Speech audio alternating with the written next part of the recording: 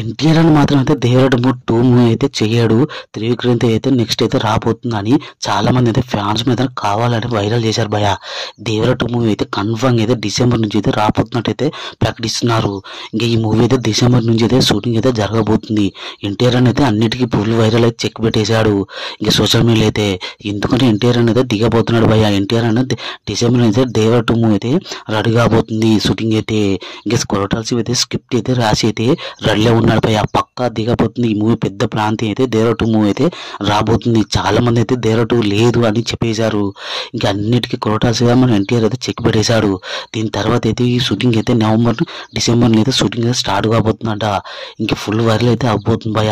ఇంకా ఈ movie shooting అయితే దేవర టూ అయితే ఏడాది పక్కటే జరగబోతున్నట్టు షూటింగ్ 2007 అయితే ఈ మూవీ అయితే రిలీజ్ కాబోతుంది. పక్కా రాసి పెట్టుకొని ఈ మూవీ అయితే రాబోతుంది భయ.